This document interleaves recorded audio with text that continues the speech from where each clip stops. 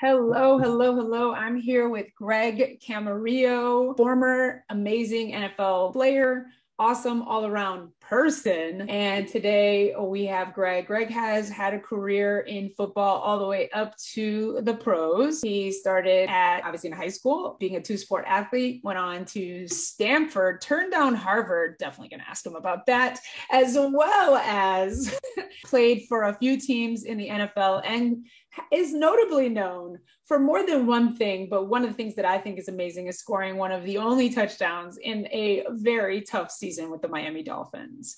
So, Greg, how are you today? I am doing well, and thank you for having me on. Absolutely, absolutely. So happy to meet you. So I want to talk a little bit about, this podcast is called The Mental Advantage. I'm really, focusing on the mental game. I want to know a little bit about you and your journey in sports. So tell me a little bit about, because I saw that you were a two-sport athlete, which seems to be something that helps people with their mental game. But when you're deciding between basketball and football, tell me a little bit about that. How did you get introduced to both sports? How did you know which one was going to be the one that was going to take you to the next step? Yeah, it's a great question. I played basketball pretty much my whole life. My dad played a little bit of college basketball and had me grow up on the Lakers during the Magic Johnson era. So clearly I liked watching and playing basketball. So I played that from third grade all the way through the end of high school. I picked up football for 1 year in the fifth grade after begging my mom to let me play enough. She finally let me play. And I wasn't mentally prepared for football in fifth grade. So I didn't really enjoy it, stuck with it the whole season, but then picked it up again in high school. Played both because I enjoyed both. And that's what I love to see about youth sports is if you enjoy it, play it. It's simple as that. Don't play a sport because you think that's your opportunity to make money. Play it because you like it. And I like both of them. So I played that. I also like soccer, but in California high school, you have to choose between basketball and soccer. Same And seasons, huh? Yeah. and basketball was, I enjoyed it more. So I played both of them and I was just better at football than I was at basketball. And that was my only chance to continue playing was to play football. And I loved it. So I went for it. Got it. Awesome, awesome, awesome. Now, I know that now I really want to touch on you talking about enjoying stuff because there's science that states that the more that you enjoy a sport, the better chance you have of excelling at it. And so obviously you enjoyed basketball. That's how you got started. You thought, hey, I'll do this football thing. And you said you weren't mentally prepared for football. Tell me a little bit more about that. Like, what does that mean? You weren't mentally prepared? Yeah, well, I'd never really been through conditioning for a sport. As a kid, you just kind of play the sport and you get in shape for the sport by playing the sport. So I go to my first day of football training camp, and my dad had played football through high school. And he's like, look, you're not going to like the first day. You're going to want to quit. And I'm like, Dad, I've watched football. I played in the yard with my brother. This is going to be fun. The first day involved no football. There was not a football. There were no pads. It was literally just running. And I was not ready for that. So the team takes off running around the park. It's a big old park, and I'm immediately lagging behind. So much so that I saw one kid stop and go get ice for something. And so I told the coaches I had a headache. And this is I'm about to get lapped. Yeah. And this is before concussion. So this is, before we knew about concussion. So I told the coach I had a headache just so I could sit down. And that is the opposite of who I would become later on in my career. But one, I took the easy way out. I was not prepared for the physical struggle, the mental struggle. I was soft. And so I was not prepared for football, and that kind of determined where I was going as a youth football player. Gotcha. Okay, that makes sense. Yeah, and I definitely know running is a huge part of a lot of sports, and it is definitely not most people's favorite. I was a track athlete, so I eventually enjoyed the running. I leaned into the running because I found out I was better without the ball. I tried to play basketball. No, I need a ball. Yeah, exactly. So, yeah, right. The ball makes it a lot more comfortable. So you're when I looked up your background, one of the things I thought was interesting is that your parents emigrated here from, well, you're from the line of immigration from, Yeah. other countries. How much do you think, I mean, granted, the football example notwithstanding, how much do you think that shaped who you are today or the way you kind of think about your mentality in sports or in life? A lot. A lot. So my background, I have grandparents that immigrated from both sides. My dad's dad came from Mexico the first time when he was 9, and then eventually, I think, as in his young teenage years, came to work, came to find his dad, one who had come earlier, but came to work. And I couldn't imagine coming at such a young age to a new country and immediately going to tough work. So that mentality of being a hard worker, of trying to earn everything, having to earn your opportunities, came from my dad's side.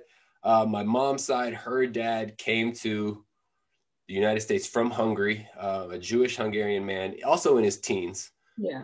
And I couldn't imagine getting on a boat and crossing a gigantic ocean in your teenage years in search of opportunities. So he came to New York and found opportunity as a tailor, which a lot of Jewish people did, but then also harped on education for his family to improve their situation in America. So you combine those two of education and hard work, and that's pretty much what my parents instilled in me and what I will do for my kids as well.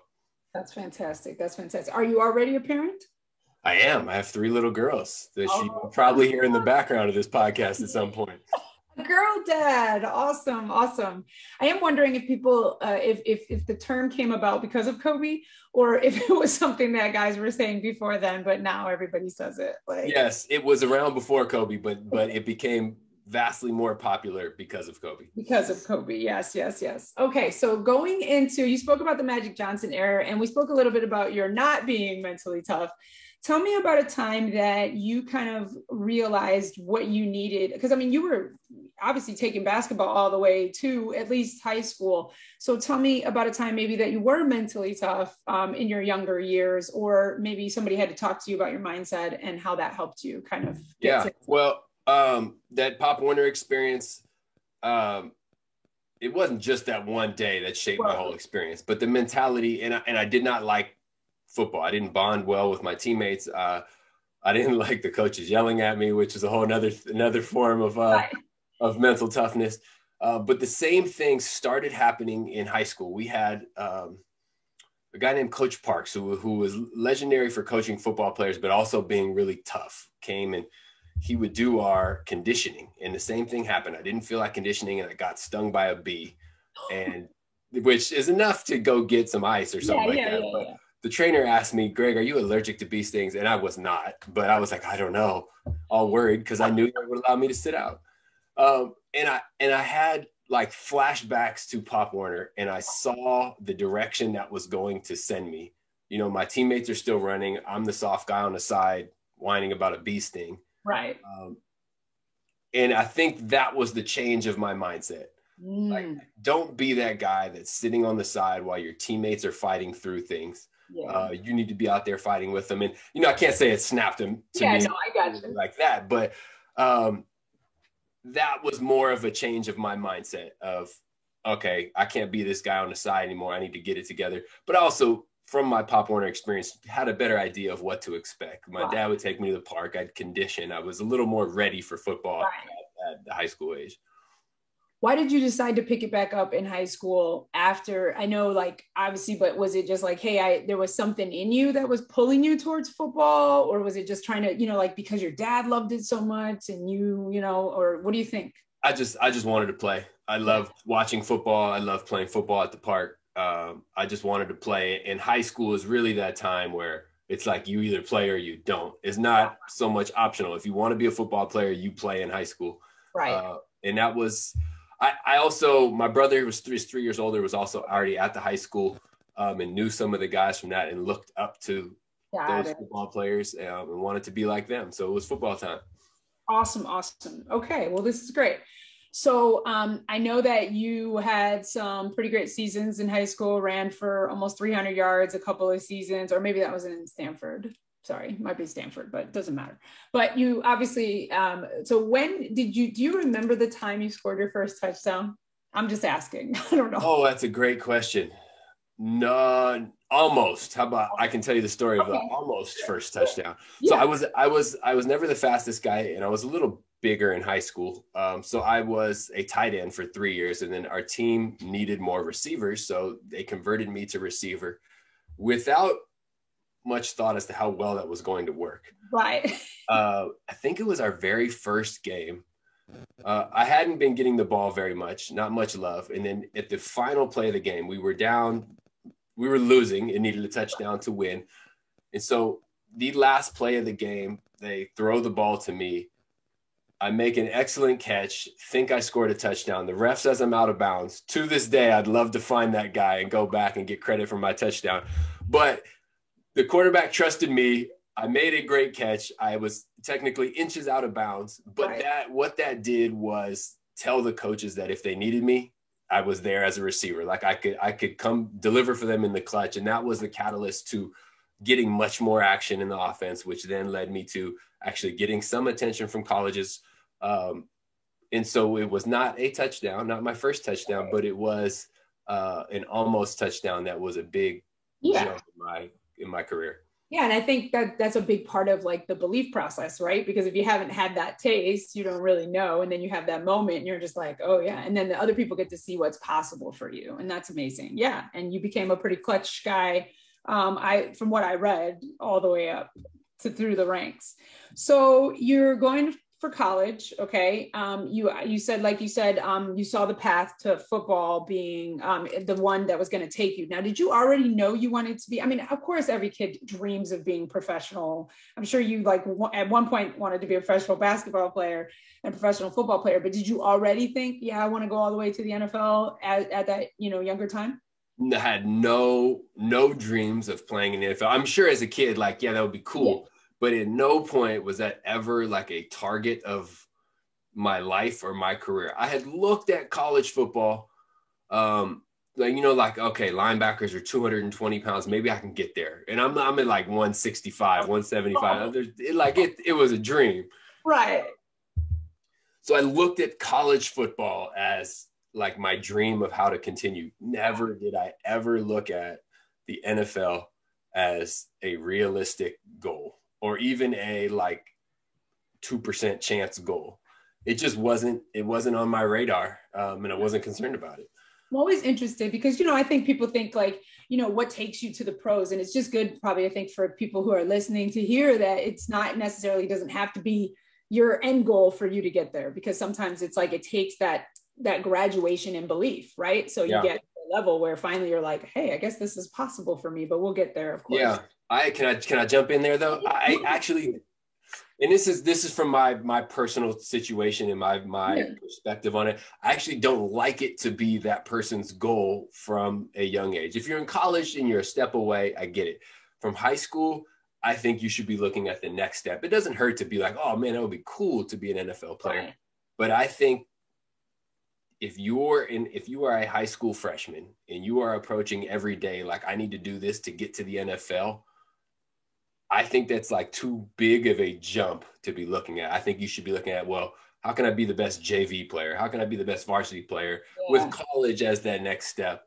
But if a kid gets motivation from dreaming in the NFL, then more power to him or her. Well, I think there's I 100% agree in the sense that the data of the long-term vision is great for pulling you, but it shouldn't be your thought on the day-to-day, like you said, because incrementally, I think you're going to get lost if that's so far in the future, like you said. And so like for you, it was like college was pulling you a little bit, but really, like you said, it was just being the best on that day, being the best. And I had a boss that said something like that to me. It was like, I wanted to get promoted to the next level of a job I was in. And she was like, what if there's no promotions available at the time that you're ready to go to the next level? She's like, just concentrate on being the best. And it'll be like a self-fulfilling prophecy, essentially. And I was like, that's a great way to get the promotion. I actually found, funny story, Greg. I actually found that I did not want it when Yeah, because who I would have to be that. And I actually ended up exiting that job and pursuing my real dream at that time of being an actress and moving to Los Angeles and all that. So, Interesting. but yeah, it was at the time, it was just because I knew like more money, more, more responsibility. I thought that was going to Yeah. be what I want. I think it was probably the money more than anything. And then when I got there, it was like, oh, this isn't really me. Like they were asking me to be somebody totally different. So, Yeah. but I'm sure you've had those moments too, where getting to a certain level, there's a point where you have to make a decision. And I'm sure we're about to come to that. So you went to Stanford, which is a great academic institution, which brings back like what you're talking about. You were raised with hard work and education, pursuit of higher learning. How do you turn down Stanford? Talk me through that position of was it because football, or was it just like, hey, or was it a decision point? Yeah. Yeah.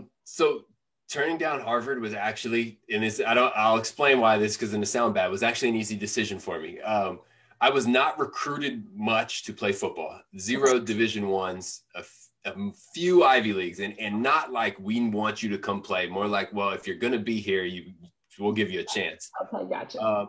Only recruiting trip I took was to a Division III school in St. Louis, and I had no desire to go there. I just took it because I wanted to be cool and take a recruiting trip. Got it. So I was going on spring break to visit Harvard because I got admitted and I wanted to see what it would be like to play football there. My brother was at Penn. I got admitted there and wanted to check that out. But then I was meeting a couple buddies in Miami afterwards. So I'm a California guy. I figured, okay, I'll just pack a hoodie. I survive anywhere in California with a hoodie. Right. And I show up in Boston at Harvard, and they have 6 a.m. football practice in April, and it's cold. And I'm standing literally on a frozen field. The ground is frozen solid. And I am dying in my hoodie, like just so cold. And I'm thinking to myself, there's no way I could wake up this early and be this cold and enjoy football. So that was it. Like that was literally my decision maker. And then I got a chance to walk on at Stanford because I'd already been admitted there. So 1, I didn't want to freeze my balls off. Right. And 2, I didn't want to pass up an opportunity of playing high-level football. And I understood as a walk-on, I may never play, but I wanted to be part of a big program. So I love that you said that you were a walk-on, because I was a walk-on in college, Division I, Michigan State. And yeah, walk-on pride. Yeah, walk-on pride, right? And I have a coach friend of mine who said, work like a walk-on. So tell me a little bit about that process of walking on to a Division I huge program like Stanford. Yeah. And, what it was that kind of, clicked for you that it was possible to go to the next. Oh man, I could spend an hour on this topic, but I will give you the short version. Yeah. So I show up day 1. As you've learned, a lot of day 1s in my football stories don't go that well. You show up, and the first part of it is like an NFL combine style. They want to get your numbers on everything. So we have a strong recruiting class my year, 18 guys, probably at least 10 of them were highly recruited guys. I'm talking big, strong, fast, look great without a shirt on. And I'm looking around like, why am I here? Like, these guys are impressive. Right. So we run our 40s. Oh man, I don't know what I ran. I was like a 4.8 or something bad, like something really bad for a receiver. So that was embarrassing. And this is not football related. This is just pure athleticism, which I never excelled at. We do a bench press test, which is 225 pounds, as many reps as you can get. I knew I could not get 1 rep, but everybody else was getting 1 rep. And so I was like, all right, I got to try. And I tried, and I didn't get 1. Right. And that hurt my feelings, Yeah. But I knew that, I learned before with my little bee sting incident and my headache incident that you got to power. Fortunately, I'd learned you got to power through those moments and be tough. In my first job was the punt block dummy. That wasn't the technical name, but I was also a punter/receiver. I would punt the ball. Guys would block it, run into me, knock me over. Coaches didn't care. It was just like, Greg, get up and punt again. The job sucked, but I loved being part of a big program. I loved they had gone to the Rose Bowl before. The thought of going to a Rose Bowl on a team, and I was willing to do whatever it would take. Teammates would, blast me as a receiver running across the middle, But I enjoyed being out there. I enjoyed the process of trying to get better, of process of trying to improve.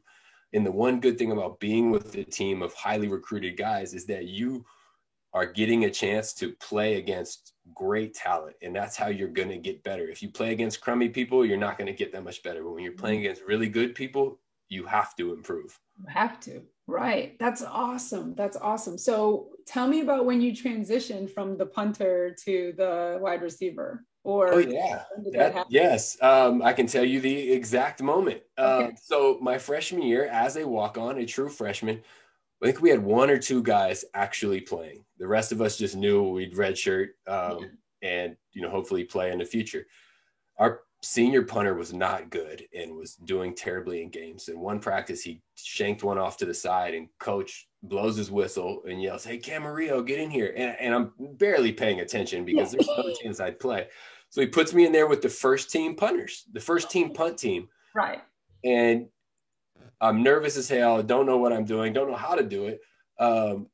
My first kick is terrible, a low line drive, not something that would get you playing time. I get one more try. Second one shanks off to the side, terrible. He sends me back to the sideline, calls the senior back in there. And I had a moment right then and there to play as a true freshman walk-on to see the field. And I failed, totally failed. Right. I was down on myself. And this is not so much a lesson about not being a punter, but it was more of a lesson of opportunity. I was handed a opportunity on a platter, like, here, Greg, take full advantage. And I failed and told myself I would never fail when another opportunity like that comes up. And I guess this doesn't really answer your question, but I knew it also at that time that I think it does. I was more passionate about being a receiver. I kind of just was a punter because that's what got me on the team to start with. But I didn't really want to be a punter. I wanted to be a receiver. And so I put way more effort into being a receiver than being a punter. Got you. So when did that, okay, so obviously you're in, like you talked about, that's so important. You get those opportunities.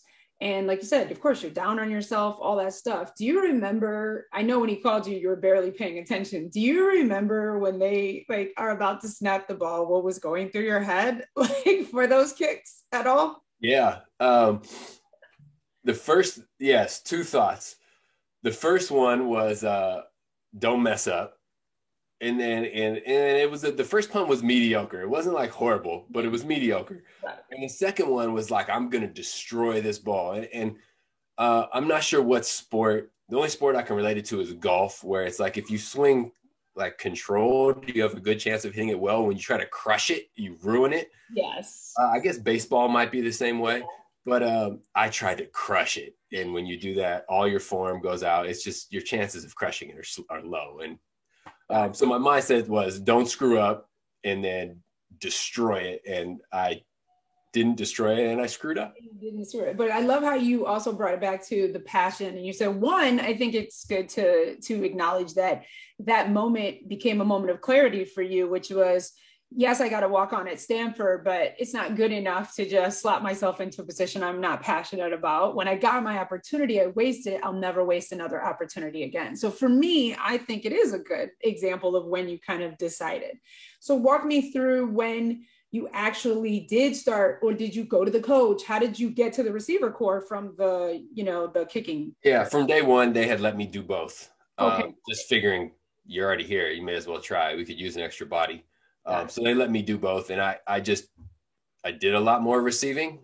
And so I practiced it more and worked harder at it. And so I got more opportunities as a receiver than as a punter. So talk me through your first game where you're in as a receiver, subbed in, started, doesn't matter to me, whichever one you want to tell, but and what's going on for you at that moment, or how's your mindset graduated? Yeah, my very first catch, I remember it to this day. It was 3rd and 4, and I got 3 yards, and I didn't get a first down, and I didn't care because I got a catch. So my whole goal as a walk-on was to get a stat, was to do something that showed up that I actually played in a game. Gotcha. And so they put me in late in the game. I didn't align properly because I was so nervous. I was close, but not close enough. I ran a route, I caught the ball and got tackled, and the punt team came out, and I didn't care. I was super excited, and a local reporter even interviewed me like, "You got to catch." And that was just, it was like we talked about those day-to-day goals. Yeah. Some kids may be aiming for the NFL. Like my goal was to have a stat. And at that moment, I had accomplished the goal. That's fantastic. I love that too. I think that's important for people to know because it's not about always the first, like a lot of people focus on the outcome. Did I get a first down? Was it a successful? It was like for me, the success was I got in the game and I got a stat. Yep. Okay. Then we move the chains, right? Like to use a football analogy, yeah. We move the chains, but your first down was getting a stat. You got that. So obviously, I think I was correct that the Stanford stats were that you did run for 300-yard seasons or close to 300-yard seasons your junior and senior year or something to that nature. And you were kind of known as a pretty clutch guy. So how did you graduate from that, getting that one stat to? Yeah, just improvement. Like I mentioned, going against really good guys allowed me to get better. And then, clearly working hard in the off season and all that stuff as well. But improvement opportunity also popped up where, we didn't have that depth at wide receiver. So there were some more chances to play. And then I got a scholarship just from working hard and being a better receiver. So they were more invested in me as well. And also that gave me a better belief in myself that I was no longer the afterthought walk-on type of guy, but I was actually a scholarship athlete, which meant I could eat dinner with the rest of the athletes. And so I was never a great receiver in college.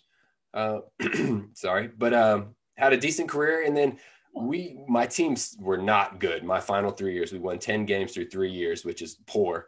And so it kept the flame and fire to try to continue to play alive. I wanted to have more success in football as far as a team and individually. And so I wanted to keep playing, even though I could no longer play in college.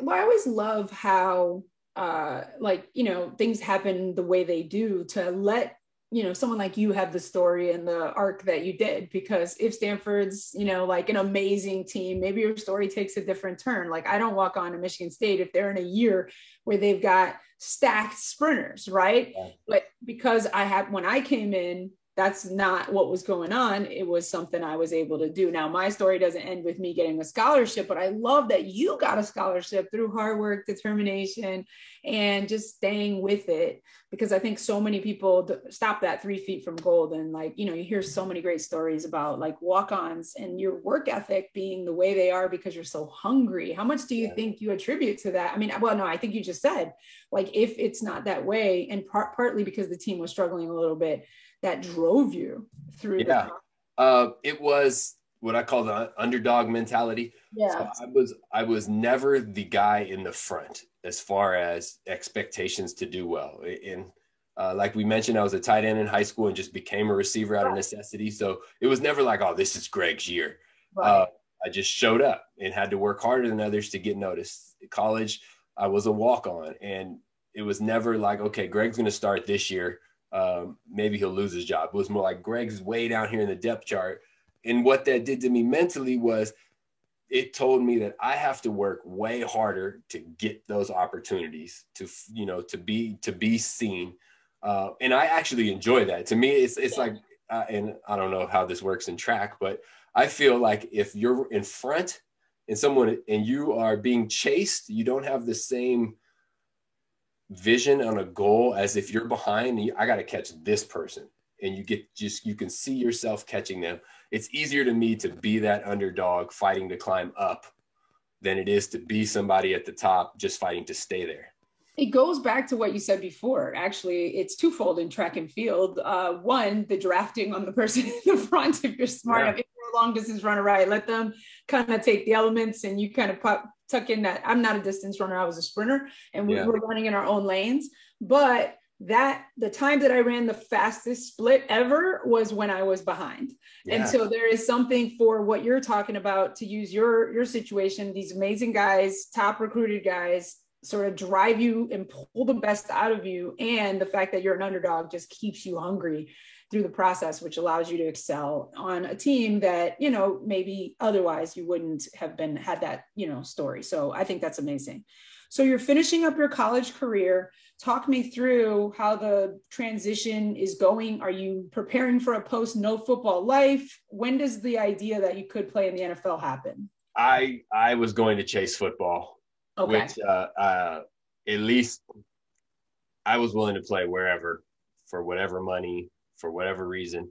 I just wanted to keep playing. So I actually had a tryout with an arena football team in New York. I think my parents even bought me a plane ticket to New York to go try out with this team. I spent 3 days there, and they wanted to sign me for $26,000 as a potential salary.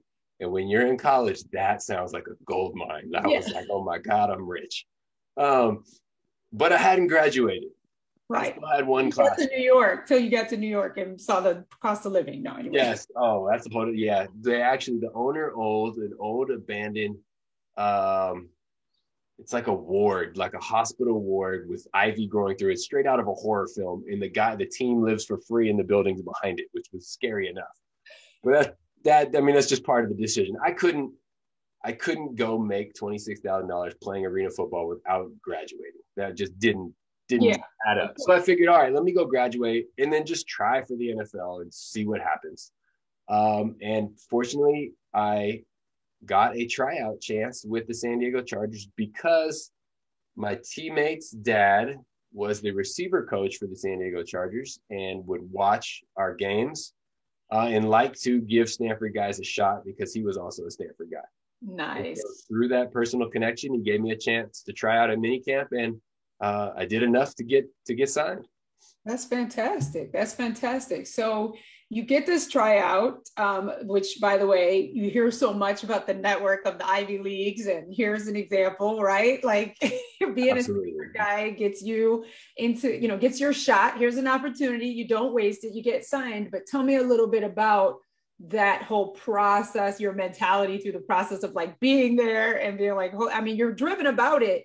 Yeah. Yeah. I mean, I was just so excited. I show up. People like me have portable lockers, so you're in the locker room, but you're not really part of the locker room. I didn't care. I took a picture, a number 4 jersey, which is an ineligible number for a receiver. You cannot play at a regular season game with that number. So that kind of gave me an idea of where they wanted, what they were expecting from me. Right. My very first rep of one-on-ones, a receiver versus DB, went poorly. Like the guy beat me up, pushed me out of bounds. Like it was bad. Yeah. But I came back to the opportunity as a punter where I was granted this great opportunity and I failed. Literally thought about it. And I was like, I cannot fail. I cannot go out like that. Fortunately, there were five total practices. So I had a bunch more reps. Settled in, got comfortable, was able to make an impact. But also a big part of that is you have to learn a playbook in 3 days. You have 5 practices over 3 days. So my ability to study, my ability to learn helped me play better football to the point where I could help other guys out. If they didn't know what was going on, I could put you here. I could help this guy out. And coaches see that. So not only a combination of getting better at football, but being able to digest things mentally and learn helps you out. Got it. That's awesome. What I'm loving about your story so much is like how it's all interweaving together. All your strengths come together, because when we talk about athletes, don't really realize that there's these wax on, wax off karate life skills, as I like to call them, that are going to serve you so many places. And like you being indispensable to your teammates obviously made you valuable to that team. And then they see the leadership in you. Now you've proven like, hey, we should keep this guy around. He's amazing.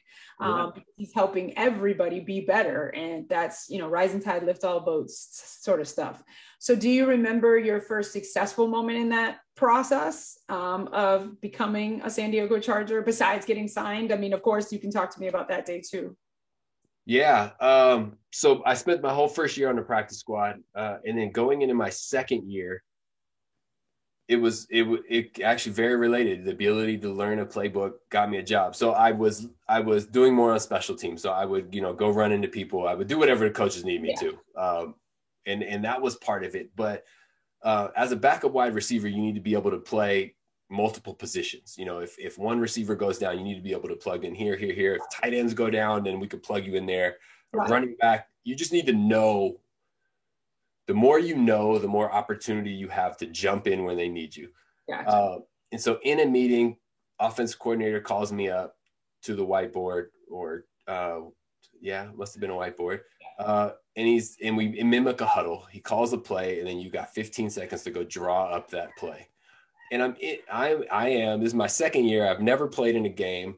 Right. Being in a room with Antonio Gates, Phillip Rivers, LaDainian Tomlinson, and he calls me to the board to diagram a play.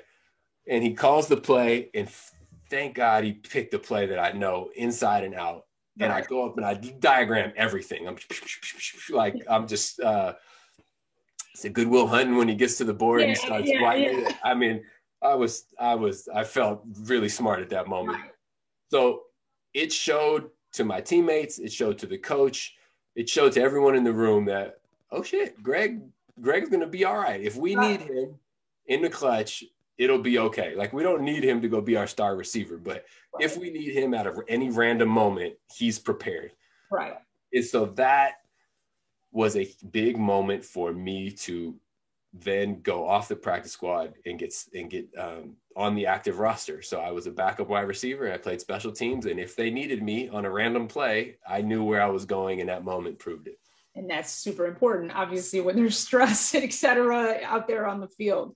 So I want to take us to the season with the Dolphins. I mean, obviously you were with the Chargers, then eventually you go to the Dolphins, and you're having another one of those underdog seasons, right? 0-16, possibly going to be the team that officially becomes the first team in NFL history to have a 0-win season. But not for some reason, Greg Camarillo is the guy that catches the touchdown that changes everything. So talk me through that moment. And you'll like how this all comes back full circle. So I get cut by the Chargers. They want to put me on their practice squad. The coach in that meeting who called me up to the board to diagram, named Cam Cameron, was our offensive coordinator, then was the head coach in Miami.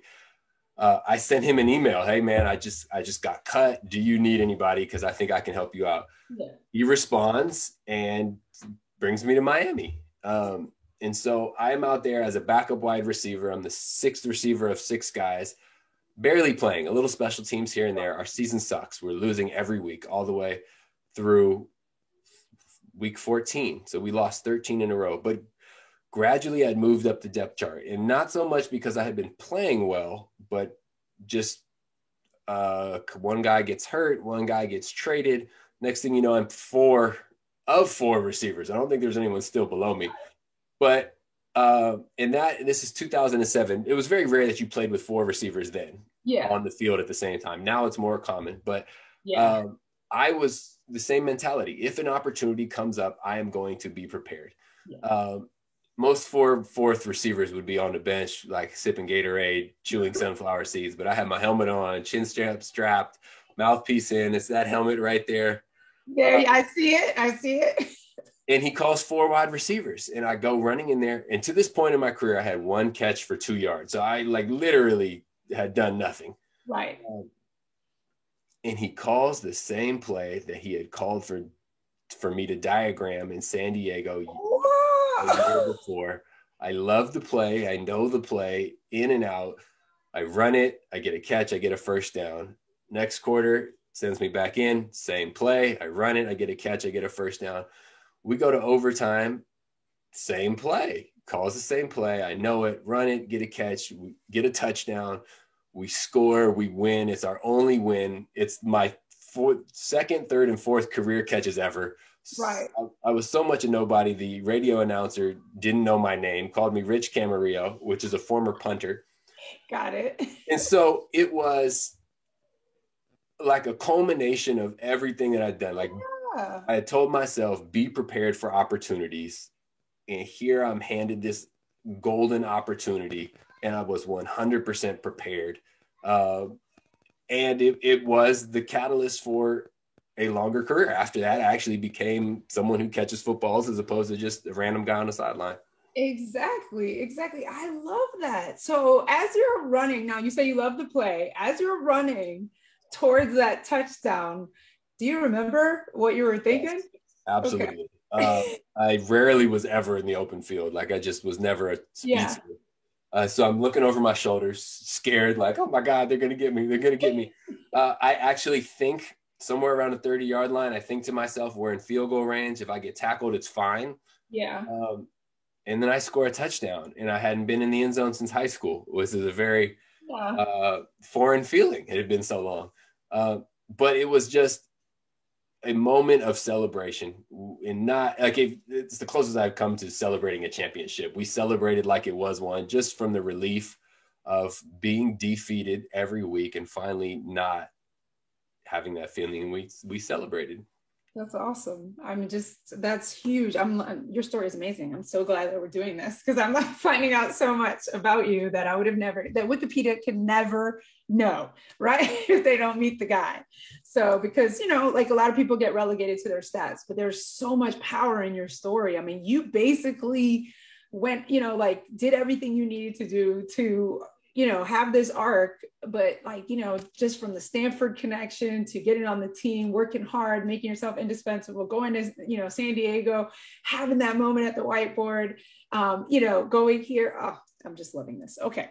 All right. Stop. I'm fangirling. All right. So now, now you're, you have your time with the Dolphins. You then go to your next team, which is the Saints. Yes.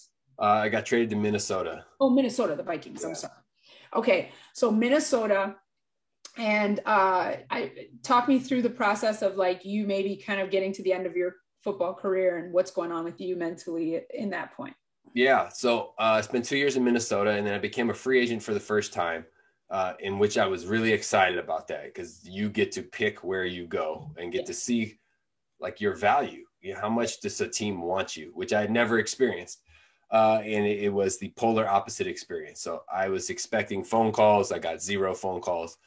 Months go by with 0 opportunities. I reach out to an old GM that I had worked with, and he basically told me, like, Greg, this is a sign that nobody wants you. Just it's time to move on. Didn't really want to accept that. Yeah. I had spent the offseason working out with Drew Brees because he was in contract negotiations. So he was in San Diego. And it just happened to be the Saints had a massive amount of injuries with their wide receivers. And he told them, hey, I know a guy. So I go in for a tryout with them. And like we talked before, if I was given an opportunity at this point, I was going to take full advantage.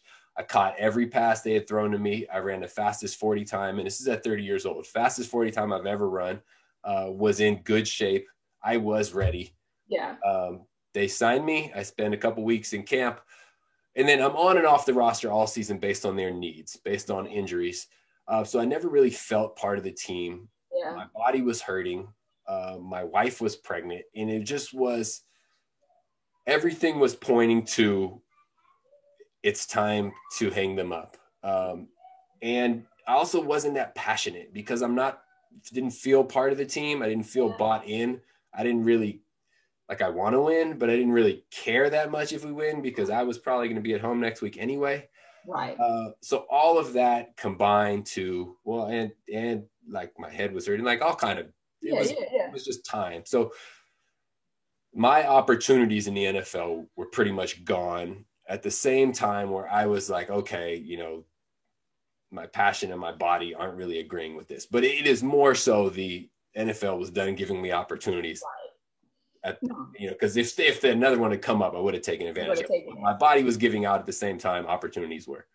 Right. How much do you think like you wanting to stay in the sport has to do with that you hadn't done anything else? Because like you said, your passion had been waning. You weren't really part of the team, or were you just kind of chasing those highs from earlier? Or do you just think like, I didn't really know what else to do? Chasing the highs. Yeah. And not just the highs of the sport, everything that comes along with it. Like life in the NFL is attractive. It's rewarding financially and emotionally. Yeah. And it's easy to just go back into what you've been doing, as opposed to taking a next step into the unknown, which is a Frozen 2 song. But anyway, that's dad life. I love that song. It was just so I became a dad January 5th after my final season, so I got to put my energy in that. I applied to graduate schools knowing that would buy me some time just in case the NFL called. Right. And so I was able to put my eyes on things in the future without being 100% gone from football. If football has still called, I could tiptoe back. But I also wanted to start paving the road forward as well. Okay. So we're going to talk a little bit about your transition. So what are you doing now? And how has football helped you in that way? And where do you feel like football kind of didn't help you, if you want to talk about that? I guess I got a 3-pronged answer to what I'm doing now. I'm a husband and a dad, I guess full-time, but I work part-time. And so I'm home the other part of that time. So that's a big role. I'm the coordinator of scholar athlete development at the University of San Diego, where I work part-time.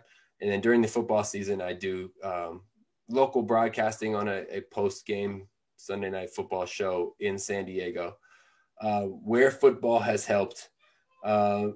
As far as parenting, it just gives me something cool to talk about with my kids, and they like to play football and put on my helmets and run around with the ball and play catch. Nice. With my career, it was more of, it just allows me to connect with athletes. I identify as an athlete. I enjoy connecting with other athletes. There's always something to talk about if you're in and around other athletes. Mm-hmm. And also I achieved what a lot of them are hoping to achieve, and that's play at a high level. Yeah. I also was an engineer while being a student athlete, so I understand their grind and struggles and can connect with them that way. And then with broadcasting, it is you spend so much time learning football that there's a lot of information about football in my head, and that's my way to get that out. Absolutely. Absolutely. And where is football? So we talked a little bit. One of the reasons we connected is you did this tweet that went viral, tweet thread, let me say, on Twitter about just football and what it does to the person, and the Vincent Jackson situation where you actually were roommates with him. I know we recently lost him, unfortunately. So tell me a little bit more what you want to say about that, and, talk about how football kind of can be a hindrance to a person. Yeah. So a big part of it was the identity struggle of, you have been a football player pretty much your entire life, and suddenly that's gone. That's difficult. I mean, just look at my background. Everything up here is pointing towards a football identity, right. Which at home up here, it's nostalgic. Those are good moments, successes that I like to share, but it just shows how much of my past was wrapped around being a football player. Yeah. And then suddenly that's gone. That's difficult to cope with. We put professional athletes on a pedestal in our country, which is nothing wrong with that. But then you were totally off that pedestal quickly. People don't, you don't have the same things to talk about. Your job isn't as exciting as I tell someone, oh, I'm an academic counselor. It's like, oh, that's cool. Let's move on. When you tell someone you're a football player, you have a conversation for another hour. Right. And then the regimen, you wake up every day with a goal, the goal to make this team, the goal to go to the playoffs, to go to the Super Bowl. And I know when I go into this weight room, I bust my ass.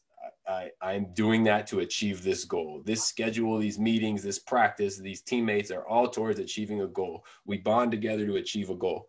When that's gone, one, that you might not even have a goal. When you retire, there's nothing to wake up to and say, this is my purpose for today. Yeah. You don't have those people around you pushing in the same direction. You don't have that passion. And then also the thought of, I was 30 when I retired. I've played this game in front of 80,000 people, millions of people watching. Barack Obama said my name on TV, these emotional life peaks. Yeah. And at 30, you're thinking, am I ever going to be able to replicate that? Yeah. Or is the rest of my life going to be boring? That is difficult to cope with. Yeah. And the hindrance part is, in the football world, we are taught to suck it up for the benefit of the team, which works fine in football. And and that's like injuries. Your knee hurts, that's fine. Get up, go out there. You got a little, you got something going on at home. Suck it up for 5 hours. Let's go practice. Let's go win this game. And that doesn't work in real life. And I'm not saying don't be tough, because if you got a hangnail, suck it up, you're fine. But, we see, and this comes up with Vincent Jackson, and I don't know the exact cause of his death, but the reports are that he had alcohol problems. When it comes to substance abuse problems, when it comes to mental health issues, you suck it up for the benefit of the team or don't talk about it, that attitude does not work. And that's where football is a hindrance, where guys don't want to reach out for help because we've been taught, don't reach out for help, suck it up. And that's the problem that really makes it difficult for football players going forward. So, and by the way, I just want to say that while if you don't do that tweet thread, we don't have this conversation, but I definitely think what you do for athletes and the counselor level is super valuable. Working with youth a lot, my career with athletes and such, I know I'm planting seeds, and I think it's about addressing the whole human, as we're sort of talking about. So I just want to thank you for what you do, and even what you've been doing in even speaking out and telling your story, because you're making a difference. And I know it's not the same as having, thousands of people screaming your name and cheering for you. Thank you. But the lives that you're changing in, that touchdown made a lot of people feel happy, and maybe somebody had a moment that season. I'm sure there's lots of people, but the lives that you touch, you'll never know the magnitude and the gratitude. Thank you. And I didn't even realize that. I was just kind of tweeting my feelings, and didn't realize that I was sharing something that people don't talk about. Because I'm comfortable talking about it, and I've got a lot of positive responses about people saying thank you for starting that conversation, because it just having someone else say it and make one person comfortable seeking help or talking about it. Have you seen Ryan Leaf's thing about the Players Association after Vincent? I have. I've had a good chance to chat with Ryan Leaf in the past. A great guy. I love the fact that he's using his story, which is fascinating, to help others as well. Yeah, it's great. I mean, it's just good because that's what, people like me who work in the mental performance space want, is more athletes to talk about this. Because I kind of think of it as, they talk about coming out if you're, of a different sexuality, but we need people to come out of the closet when it comes to mental health, because obviously a lot of athletes, your whole career is about this thing, like you said. And I love when you talked about the pinnacle moments, because I think that people don't really realize like how devastating that can be, to go from every day is like this amazing thing to now no one's asking you, and I think one of the messages that you talked about, which is reach out to your people and talk to them more about than anything, don't just talk to them about their sport, right? Because now it's like, oh, you're not playing football anymore, how you adjusting to life, and it's just like, but I was just a football player in a uniform. I'm still Greg Camarillo in and out of. So I think that's so important. All right. Well, any last words before we go into the sort of fun part of the interview? No, let's dive in. Okay. All right, cool. So I like to ask some rapid fire questions. These are super personal. So, we'll see how you do with them. What is your favorite snack? Cookies and cream, ice cream. Nice. More of a dessert than a snack, but it's okay. No rules for snackage. Okay. Snackage can be anywhere. We can't have rules, because snacks aren't supposed to be meals anyway. If you could have a superpower, which one would you have and why? I want to fly, just because it sounds fun. It sounds fun. Yeah. See, mine's teleportation, because I don't want to deal with the time it takes. Fly fast. Right. I just want to get there and then, deal with the fun stuff that happens. Okay. Who is your personal hero? That is a great question. I'm going to say my grandfather's, just because of these stories that I never met them, and I'm fascinated by their stories. Yeah, absolutely. I love those stories. All right. This one's probably one of the most personal. Some people are really passionate about it. For your toilet paper, do you like it to come over the top or over the top? There's no other option. Over the top. Everyone else is wrong. Okay, everyone else is wrong. Do you change it if it's wrong on the roll in your? Absolutely, immediately. I cannot function without changing it. Okay. Do you change it in other people's houses? No. Okay. All right. There are people that do that, but not everybody does. I'm an over as well. Yes. But I don't change it. I change it at my house, but not anyone else's. Cause I'm like, hey, I'm not going to adjust your stuff. All right. The other question I wanted to ask you is favorite thing about being a father to girls after playing such a masculinized sport? Yeah.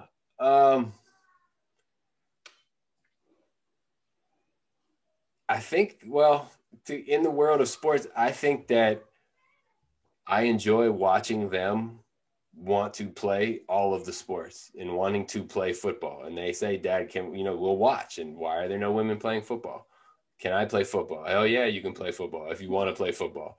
And so watching them get excited about something I used to do is fun. And I like to teach them that. Just like, if like my daughter is in second grade learning math. I was an engineer. Math is my world. Sitting down and helping her with math brings me joy. That is my world.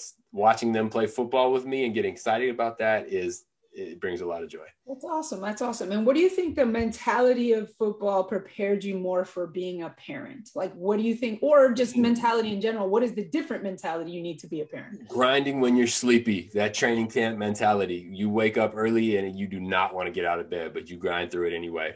That is parenting in a nutshell. You're exhausted, but you got to grind through it anyway. Awesome. Well, I just want to thank you and one for highlighting obviously the identity piece like we talked about and how important that is to be a full-fledged human being because sport's amazing, but it does have an end date. Even if you play to the end of the lifespan of a career, there will be a post-football or sport life.